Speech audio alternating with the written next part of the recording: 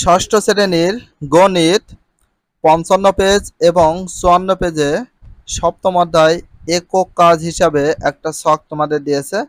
নিচের ছকে প্রদত্ত বর্ণগুলো যৌক্তিক ব্যাখ্যা সহ বীজগাণিতিক রাশির মাধ্যমে প্রকাশ করতে হবে।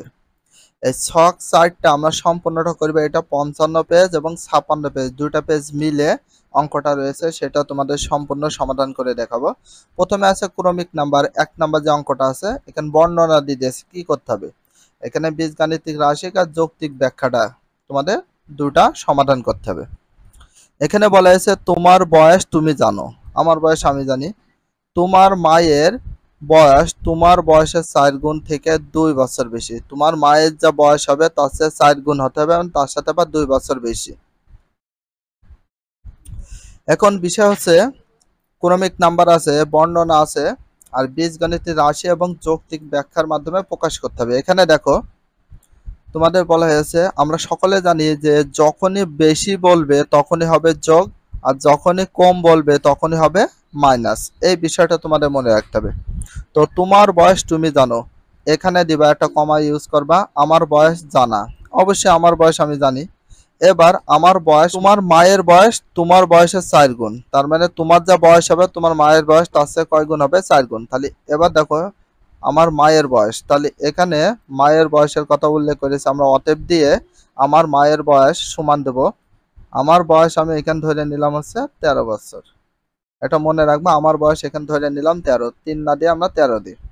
এবার আমার মায়ের বয়স, তাহলে এখানে বলা হলো তোমার মায়ের বয়স তোমার বয়সের ৪ গুণ, তাহলে এইটা হচ্ছে মায়ের আমার বয়স হচ্ছে ১৩ বছর। এবার মনে করা হচ্ছে আর মায়ের বয়সের কত? ৪ গুণ হবে। তাহলে আমার বয়স যা হবে তার চেয়ে ৪ গুণ হলে মায়ের বয়স হবে। তার সাথে আবার বলেছে ২ বছরের বেশি। বেশি বললে কি করবে? প্লাস এই যে ২। তাহলে এখানে আমাদের কয় বছর বয়সটা বের হয় সেটা তোমাদের সামনে। ৪ ১৩ কত হয়? ৫২। তো ৫২ আর প্লাস কত? ২, তাহলে টোটাল হচ্ছে কত?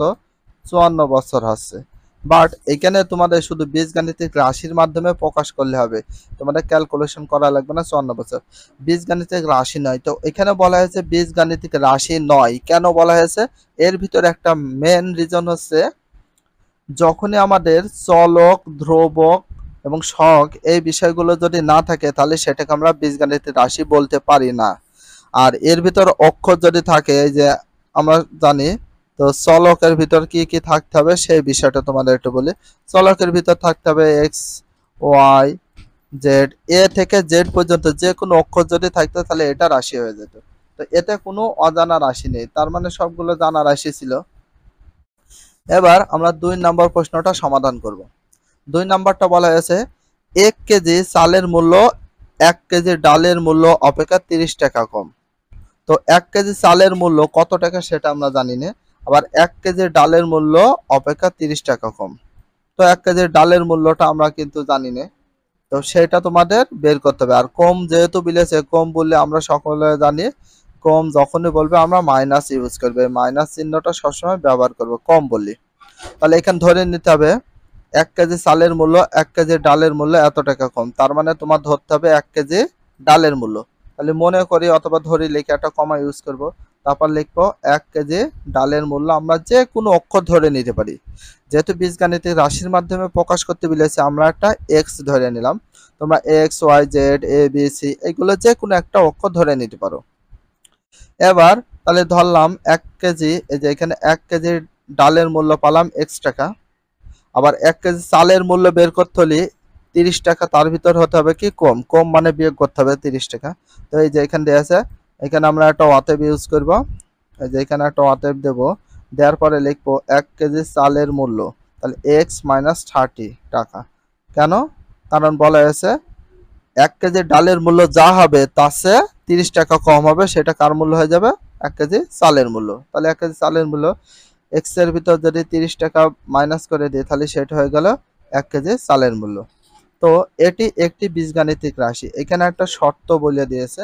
আসলে কি এটি বীজগাণিতিক রাশি? হ্যাঁ, অবশ্যই রাশি। কারণ হচ্ছে যখনই আমরা ওই যে বললাম চলকগুলো পাবো এক্স, ওয়াই, জেড, তারপর এ, বি, সি, এই অক্ষরগুলো যখনই পাবো সেইগুলোকে আমরা ধরে নেব কি একটা বীজগাণিতিক রাশি। কারণ এতে চলক ব্যবহার করা হয়েছে। এই যে চলক, আর চলক বলতে কি কি বোঝায় সেটা তো বললাম, এক্স, ওয়াই, জেড, তারপরে আছে এ, বি, সি, এইরকম বিভিন্ন অক্ষর আছে এ থেকে জেড পর্যন্ত। এর ভিতর সবচেয়ে বেশি চলক হিসাবে এইগুলা আর এইগুলা ইউজ করা হয়। এবার আমরা ৩ নাম্বার যে অঙ্কটা আছে সমাধান করে ফার্স্ট টাইমে আমরা কিন্তু কোশ্চেনগুলো পড়ে নেব। শিলার বাবার বর্তমান বয়স শিলার বয়সের ৪ গুণ। তাহলে শিলার বয়সের কয় গুণ? ৪ গুণ হতে হবে। শিলার বাবার বয়স কত সেটা দিইনি, কিন্তু শিলার বয়স একটা ধরে নিতে হবে, নিয়ে তার সাথে ৪ গুণ যদি করে দিই সেটা তার বাবার বয়স হয়ে যাবে। শিলার দাদার বয়স শিলা ও তার বাবার বয়সের সমষ্টি, মানে শিলার যে দাদার বয়স আছে, শিলার বয়স এবং তার বাবার বয়সের সমষ্টি, মানে শিলার বাপ এবং শিলার বয়স দুটো মিলে যা হবে সেটা হয়ে যাবে তার দাদার বয়স। অপেক্ষা ১৫ বছর বেশি। দুইজনার শিলার এবং শিলার বাবার বয়স মোট যা হবে তার চেয়ে ১৫ বছর বেশি। আর বেশি যখনই বলবে তখন আমরা কি ব্যবহার করবো? প্লাস। তাহলে এখানে দেখো শিলার বয়সটা দিয়ে আনি, তো মনে করে অথবা ধরে বিলে কমা দিয়ে একটা শিলার বর্তমান বয়সটা ধরে নিলাম এক্স বছর। যেহেতু আমরা এখানে যে কোনো একটা অক্ষর ধরে নেব। এবার শিলার বাবার বর্তমান বয়স, এখানে বলে শিলার বয়স ৪ গুণ হবে। শিলার যে বয়স হবে তার চেয়ে শিলার বাবার বয়স হবে ৪ গুণ। তাহলে এখানে দেখো শিলার বাবার বর্তমান বয়স, মানে শিলার বয়স ছিল এক্স বছর, আর শিলার বাবার বয়স হবে তার চেয়ে ৪ গুণ। এই যে 4 এর সাথে এক্স গুণ করে হয়েছে 4x বছর, তার মানে 4 এর সাথে 4 কি হিসাবে গুণ, মানে 4 এর সাথে এক্স গুণ হিসাবে আছে। এবার একটু দেখি শিলার দাদার বর্তমান বয়স হবে। তাহলে শিলার দাদার, তার আগে আমরা বলি এটা হচ্ছে শিলার বয়স আর এটা হচ্ছে শিলার বাবার বয়স। এখানে বলে তাদের বাবার শিলা ও তার বাবার বয়সের সমষ্টি। তাহলে শিলার এবং তার বাবার বয়সের সমষ্টি করলে কথা হয়, এই যে প্রথমে মনে করো রয়েছে এক্স প্লাস 4x, এটা হচ্ছে শিলার বয়স আর এটা হচ্ছে শিলার বাবার বয়স। তাহলে দুইজনা মোট যোগ করলে হয় আমাদের কত বছর? 5x হয়।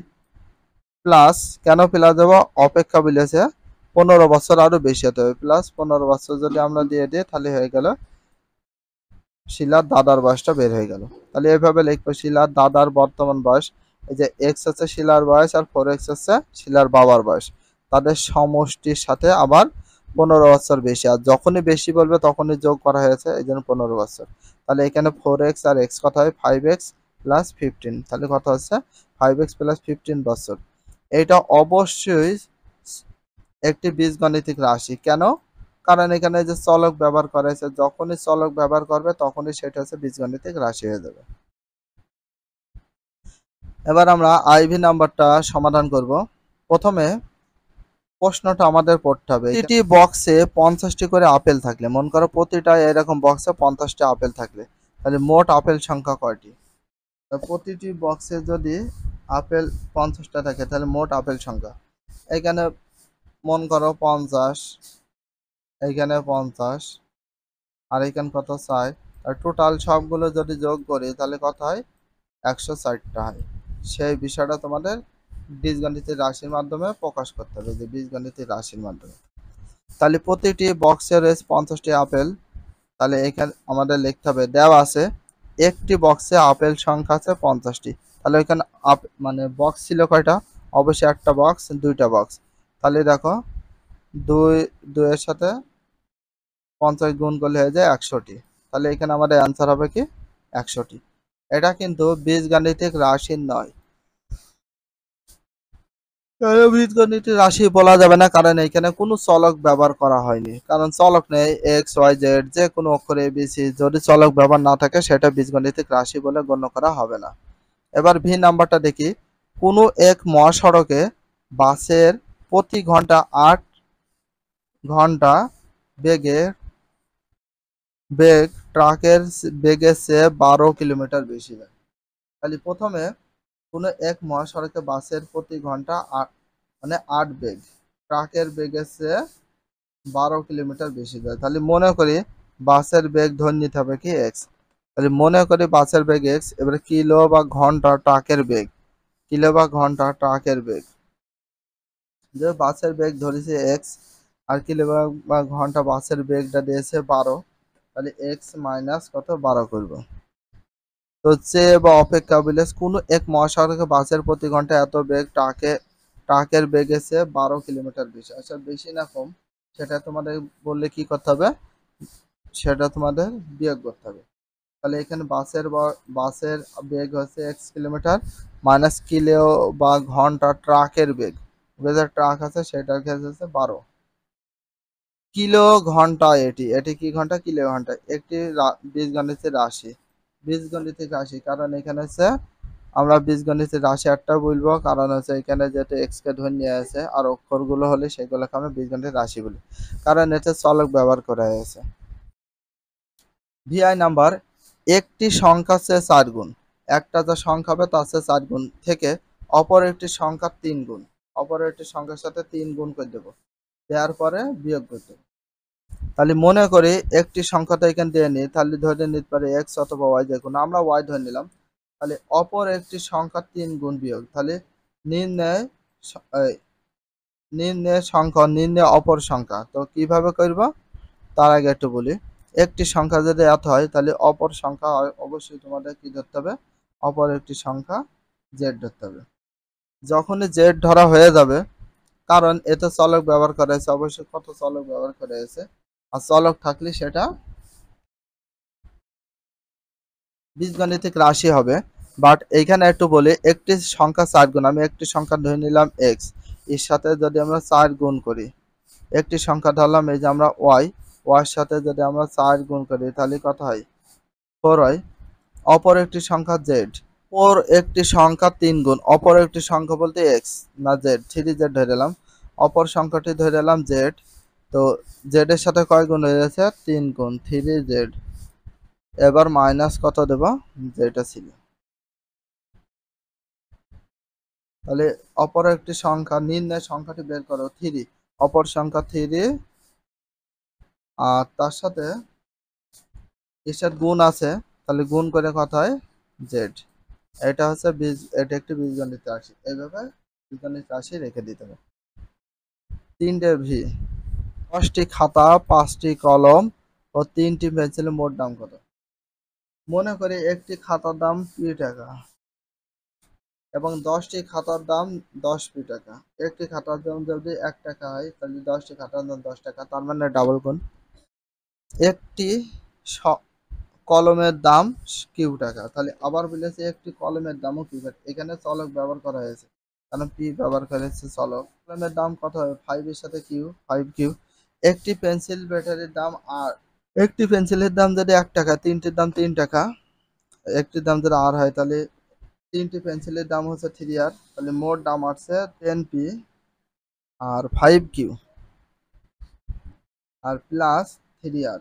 এটি একটি বীজগণিত রাশি। লিটনের কাছে মনে করো আমেনার কাছে 10 পিটি, মনে করো আমেনার কাছে পিটি, লিওনের কাছে পি প্লাস 5টি, তিনজনের কাছে মোট চকলেটের সংখ্যা হচ্ছে 2 পি 12 ডট ডট টি।